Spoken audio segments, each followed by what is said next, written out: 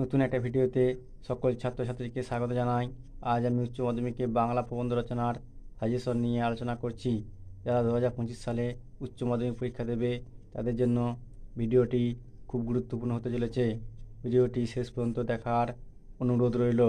ভিডিওটি ভালো লাগলে লাইক, কমেন্ট ও শেয়ার করবে এবং সাবস্ক্রাইব করতে কখনোই ভুলো না। শুরু করছি মূল বিষয় নিয়ে। প্রবন্ধ রচনা।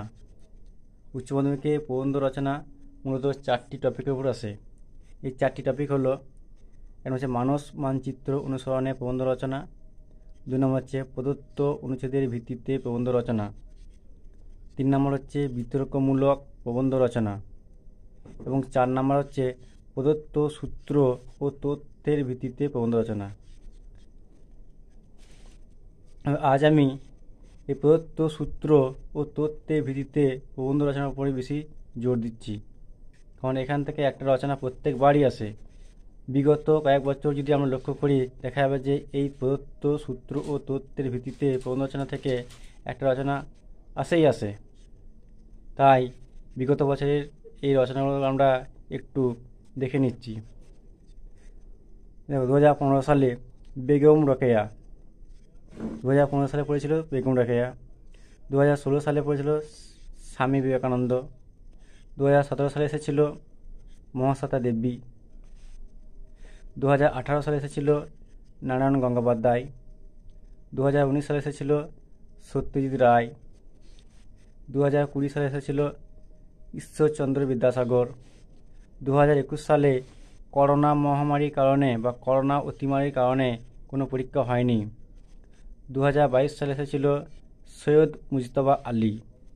2023 সালে এসেছিল নেতাজি সুভাষচন্দ্র বসু এবং 2024 সালে এসেছিল মৃণাল সেন।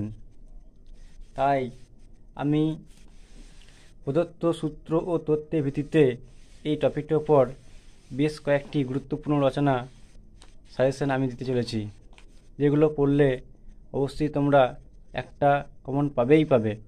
এই গুরুত্বপূর্ণ রচনাগুলি আমি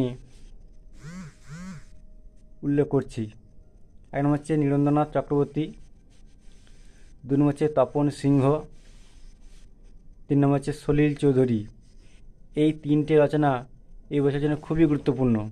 যদি এই 3টে রচনা খুব ভালো করে রপ্ত করে যাও, অবশ্যই তোমরা খুব ভালোভাবে লিখতে পারবে।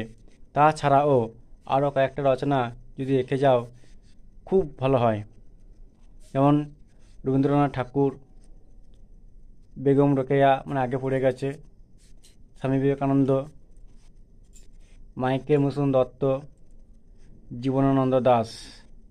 আশা করি এই কটা রচনা, অর্থাৎ এই প্রথম 3টে রচনা খুব ভালো করে তোমরা পড়ে যাবে